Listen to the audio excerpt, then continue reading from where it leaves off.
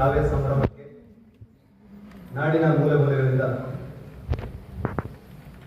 ಉಪಾಧ್ಯಕ್ಷರಾಗಿ ಕ್ರಿಯಾಶೀಲ ವ್ಯಕ್ತಿತ್ವದೊಂದಿಗೆ ನಮ್ಮನ್ನೆಲ್ಲ ಉತ್ತೇಜಿಸ್ತಾ ಮಾರ್ಗದರ್ಶನ ಮಾಡ್ತಾ ಇರುವಂತ ನಾಡಿನ ಜನಪದ ವಿದ್ವತ್ ವಲಯದ ಪ್ರಮುಖವಾದಂತಹ ಒಂದು ಹೆಸರು, ಅಧಿಕೃತವಾದಂತಹ ಧ್ವನಿ ಡಿ ಕೆ ರಾಜೇಂದ್ರ ಅವರು ಕಾರ್ಯಕ್ರಮದ ಅಧ್ಯಕ್ಷತೆಯನ್ನ ವಹಿಸಿಕೊಂಡು ನಡೆಸಿಕೊಡ್ಬೇಕಂತೇಳಿ ಹಾಗಾಗಿ ಆಗಮಿಸಿರುವಂತವರು ನಾಡಿನ ಹೆಸರಾಂತ ಕವಿ, ವಿಮರ್ಶಕಿ, ಸಂಶೋಧಕಿ, ಅದಕ್ಕೆ ಪ್ರಕಾರದಲ್ಲಿ IPS ಅಧಿಕಾರಿಯಾಗಿ ಕಾರ್ಯನಿರ್ವಹಿಸುತ್ತಿರುವಂತಹ ಇತ್ತೀಚೆಗಷ್ಟೇ ಕನ್ನಡ ಸಾಹಿತ್ಯ ವಲಯದಲ್ಲಿ ಬ್ರೆಡ್ ಜಾಮ್ನಿಂದ ಹಿಡಿದು ಇಳಾ ಭಾರತವರೆಗೆ ತಮ್ಮದೇ ಆದಂತಹ ಒಂದು ಕಾವ್ಯ ಕೃಷಿಯನ್ನ ನಾಡಿಗೆ ಕೊಟ್ಟಿರುವಂತವರು ಕನ್ನಡ, ಇಂಗ್ಲಿಷ್, ಸಂಸ್ಕೃತ ದೇವಿ ಮಾಲಗತ್ತಿ ಈ ದಿನ ನಮ್ಮ ಕಾರ್ಯಕ್ರಮವನ್ನ ಉದ್ಘಾಟನೆ ಮಾಡಿದ್ದಾರೆ. ಈ ಒಂದು ಮಹಾಕಾವ್ಯದ ಪುಸ್ತಕವನ್ನ ನಾವಿಲ್ಲಿ ಬಿಡುಗಡೆ ಮಾಡ್ತಾ ಇದ್ದೀವಿ. ಮಾಲಗತ್ತಿಯವರ ಈ ಖಂಡಕಾವ್ಯವನ್ನ ಬಿಡುಗಡೆ ಮಾಡಲಿಕ್ಕೆ ಆಗಮಿಸಿರುವಂತವರು ನಾಡಿನ ಅತ್ಯಂತ ಸೂಕ್ಷ್ಮ ಸಂವೇದನೆಯ ಮಹಿಳಾ ವಿಮರ್ಶಕಿ, ಚಿಂತಕರು ಮತ್ತೆ ಪ್ರಜಾವಾಣಿಯ ನಾರಿಕೇಳ ಅಂತ ಬೆಂಗಳೂರಿನಿಂದ ಇವತ್ತು ನಮ್ಮ ಇಡೀ ತಂಡವನ್ನ ಉದ್ದೇಶಿಸಿ ತಮ್ಮ ಚಿಂತನೆಗಳನ್ನ ಹಂಚಿಕೊಳ್ಳಿಕ್ಕೆ ಪುಸ್ತಕದ ಮೂಲಕ ಮಾತನಾಡಿದರೆ ಡಾಕ್ಟರ್ MS ಆಶಾದೇವಿಯವರು ಅವರನ್ನ ಎಲ್ಲರ ಪರವಾಗಿ ನಾನು ಪ್ರೀತಿಯಿಂದ ಸ್ವಾಗತಿಸಿದ್ದೇವೆ. ಅವರು ಕೊಳ್ಳುವಂತವರು ಜಾನಪದ ಸಾಹಿತ್ಯ 3 ಕ್ಷೇತ್ರಗಳಲ್ಲಿ ತಮ್ಮ ಗೋಷ್ಠಿಯ ಅಧ್ಯಕ್ಷತೆಯಲ್ಲಿ ನಮ್ಮ ಜೊತೆಯಾಗಿದ್ದಾರೆ. ಅದರ ಜೊತೆಗೆ ಈ ನಮ್ಮ ಇಡೀ ಕಾರ್ಯಕ್ರಮದ ಹಿಂದೆ ನಿಂತು ಮಾಲಗತ್ತಿಯವರಿದ್ದಾರೆ, ಕರಿಕಲ್ ಅವರಿದ್ದಾರೆ, ಮೀನಾ ಮೈಸೂರು ಅವರಿದ್ದಾರೆ, ಹೊನ್ನಾಳಿ ಅವರಿದ್ದಾರೆ, ಹೊಸ ಮಠ ಅವರು, ಮೈನಳ್ಳಿ ರೇವಣ್ಣ ಅವರು, ಚಂದ್ರಕಿರಣ್ ಅವರು, ಎಲ್ಲ ಹಿರಿಯ ದೊಡ್ಡ ಮಾದಯ್ಯ ಅವರು. ನಾನು ಮೊದಲೇ ಹೇಳಿದಾಗೆ ಹಿರಿಯ ಮತ್ತು ಕಿರಿಯ ಎಲ್ಲ ಕವಿಗಳನ್ನ ಒಗ್ಗೂಡಿಸುವಂತ ಸ್ವಾಗತಿಸ್ತೇನೆ. ಹಾಗೆ ರೈಟರ್ಸ್ ಅಕಾಡೆಮಿಯ ಮತ್ತೆ ಮಾಲಗತ್ತಿ ದಶವಲ ಟ್ರಸ್ಟ್ ನ ಪದಾಧಿಕಾರಿಗಳೆಲ್ಲರೂ ಕೂಡ ಇಲ್ಲಿ ಸೇವೆಗಳ ಸಹಿತ ನಾಡಂಬರಗಳ ಹೋರಾಟವನ್ನು ನಡೆಸಿ ತಮ್ಮನ್ನು ವಿನಂತಿಸಿಕೊಳ್ತೇವೆ. ಹಾಗೆ ವೇದಿಕೆ ಮೇಲಿರುವ ಸರ್ವರು ಸಹಕರಿಸಬೇಕಾಗಿ ತಮ್ಮನ್ನು ವಿನಂತಿಸಿಕೊಳ್ತೇವೆ. ಕಾವ್ಯ ಢಮರುಗ ಎನ್ನುವ ಒಂದು ಕಾನ್ಸೆಪ್ಟ್ ಇಂದಾಗಿಯೇ ಉದ್ಘಾಟನೆಯಲ್ಲೂ ಸಹ ಢಮರುಗ ನಡೆಸುವುದರ ಮುಖೇನ ಉದ್ಘಾಟಿಸಿದಂಥದ್ದು ಅರವಿಂದ ಮಾಲಗತ್ತಿಯವರ ಉದ್ದೇಶವಾಗಿತ್ತು. ಆ ಉದ್ದೇಶದಿಂದಲೇ ವಿನೂತನವಾಗಿ ವಿಶೇಷವಾಗಿ ಈ ಉದ್ಘಾಟನಾ ಕಾರ್ಯಕ್ರಮವನ್ನು ಹಮ್ಮಿಕೊಳ್ಳಲಾಗಿದೆ. ಚಂದ್ರಾವಳ ಜೊತೆಗೆ ಢಮರುಗ ಒಳಗಡೆ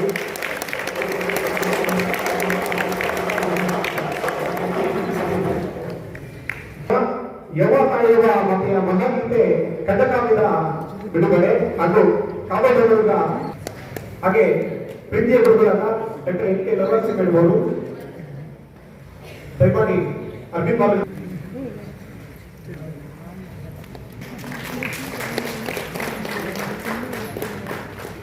ಖಡ್ಗವಾಗಲಿ ಕಾವ್ಯ ಜನರ ನೋವಿಗೆ ಬಿಡುವ ಮಾರ್ಗಗಳಲ್ಲಿ ವಿನಂತಿಸಿಕೊಳ್ತಾರೆ. ರೈಟರ್ಸ್ ಅಕಾಡೆಮಿ ವತಿಯಿಂದ ನಡೀತಾ ಇರುವಂತಹ ಕಾರ್ಯಕ್ರಮಗಳು ಕಾವ್ಯ, ಢಮರುಗ ಹಾಗೂ ಯವ ಕಾವ್ಯದ ಬಿಡುಗಡೆ ಮತ್ತು ಕಾವ್ಯ ಢಮರುಗ ಗೋಷ್ಠಿ.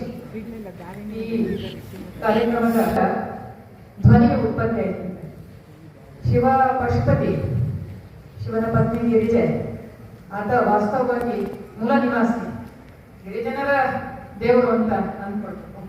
ಆತನಿಂದ ಭಾಷೆ ಸೃಷ್ಟಿಯಾಗಿ ಢಮರುಗವನ್ನು ಆತನ ನೃತ್ಯದ ಕೊನೆಯ ಹಂತದಲ್ಲಿ ನುಡಿಸ್ತಾ ಇದ್ದಾಗ ಪಾಣಿನಿ ಅದನ್ನು ನೋಡಿಕೊಂಡು ಕೇಳಿಕೊಂಡು ಅವನ ಗ್ರಹಿಕೆಯ ಮೇಲೆ 14 ಸೂತ್ರಗಳನ್ನು, ಶಿವಸೂತ್ರಗಳು ಅಂತ ಹೇಳಿ ಕರೆಯುವ. ಎಷ್ಟು ಗಟ್ಟಿಯಾದದ್ದು ಅನ್ನುವಂಥದ್ದನ್ನು ನಮ್ಮ ಜನಪದ ಸಾಹಿತ್ಯ ಹೇಳಿ. ಶಿಷ್ಟ ಸಾಹಿತ್ಯ ಕೂಡ ಅದಕ್ಕೆ ಅಪವಾದ ಏನೂ ಅಲ್ಲ. ಯಾವ ಕವಿ ಕೂಡ ಕವಿತೆ ಬರೀಬೇಕು ಅಂತಂದ್ರೆ ಒಂದು ಪೆನ್ನು ಹಾಳೆ ತಗೊಂಡು ಕುತ್ಕೊಳ್ಳೋದಿಲ್ಲ.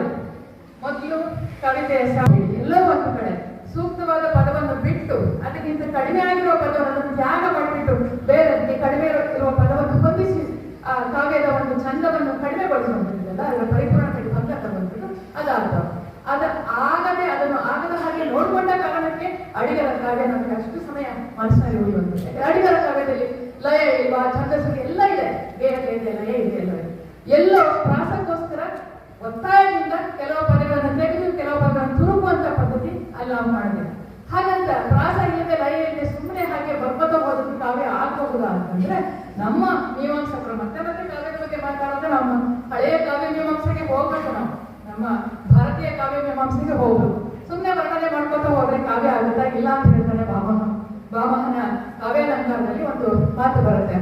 ಗದೋಸ್ತವರ್ಗೋ ಭಾತಿ ಯಾಂತಿವಾಸಾಯ ಪಕ್ಷಿಣಃ ಇತ್ಯಾವಮಾದಿ ಕಿಂ ಕಾವ್ಯಂ ವಾರ್ತಾಮೇನ ಪ್ರಚಕ್ಷತೆ ಅಂತ. ಗದೋಸ್ತವ ಇಷ್ಟಲಾದ್ಮೇಲೆ ನಿಮ್ಗೆ ಕೇಳ್ತೀರಿ, ಇವ್ನು ಯಾಕೆ ಬರೆಯಲ್ಲ ಎಲೆಗಳ ಬಗ್ಗೆ, ಕನಸುಗಳ ಬಗ್ಗೆ, ಅವನ ಹುಟ್ಟಿದ ಸ್ಥಳದ ಚಂದದ ಜ್ವಾಲಾಮುಖಿ ಒಳಗೆ ಬೆಂಕಿರ್ತದೆ. ಕವಿತೆ ಬರೆಯಲು ನನಗಾದರೂ ಏನಿತ್ತು ಇಲ್ಲಿ,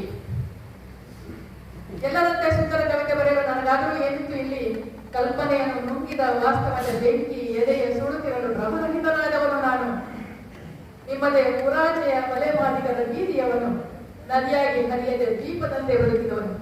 ಹಾಗೆ ಒಟ್ಟು ಕಲಾ ಪ್ರಕಾರಗಳೇನಿದೆ ಆ ಕಲಾ ಪ್ರಕಾರಗಳು ಒಟ್ಟು ಸಮುದಾಯದಲ್ಲಿ ನಿರ್ವಹಿಸಬೇಕಾದ ಪಾತ್ರ ಯಾವುದು, ಆ ಪಾತ್ರವನ್ನು ನಿಭಾಯಿಸ್ತಾ ಇದ್ದಾವ ಆ ಕಲಾ ಪ್ರಕಾರಗಳನ್ನು ಒಂದು ಮೂಲಭೂತವಾದ ಪ್ರಶ್ನೆಯನ್ನ ಇವತ್ತು ಬೇಕಾದ ನಮ್ಮೆದುರಿಗಿದೆ ಅಂತ ಅನಿಸುತ್ತೆ. ಅನೇಕ ಬಗೆಯ ಬಿಕ್ಕಟ್ಟುಗಳ ಮಾನಸಿಕವಾದ ವಿಚಾರಗಳ ಈ ಕಾರ್ಯದಲ್ಲಿ ಇದನ್ನ ಶುದ್ಧ ಮಾಡಬಹುದಾದ ನಮ್ಮ ಮನಸ್ಥಿತಿಯನ್ನ ಶುದ್ಧ ಮಾಡಬಹುದಾದ ಒಂದು ಮಾನಸಿಕ ಶಕ್ತಿ ಇದೆ ಅನ್ನೋದಾದ್ರೆ ಅದು ಕಲೆಗಳಿಗೆ ಮಾತ್ರ. ನಿಜ ಅನ್ನೋದರ ಒಂದು ಕಾರ್ಯದಲ್ಲಿ ಕೂಡ ಈ ಜಗತ್ತಿದೆ ಅಂತ ಅನ್ಸುತ್ತೆ. ಸ್ವಲ್ಪ ಕೆಲಸವು ಕೂಡ ಕಡಿಮೆಯೂ ಆಗಿದೆ ಅಂತ ಭಾವಿಸ್ಕೊಳ್ತಾ ಈ ಒಂದು ವಿಶೇಷವಾದ ಕಾರ್ಯಕ್ರಮದ ಉದ್ಘಾಟನೆಯನ್ನು ಮಾಡಿದಂಥದ್ದು ಡಾಕ್ಟರ್ ಧರಣಿದೇವಿ ಮಾರ್ಗಕ್ಕೆ ಅವರು.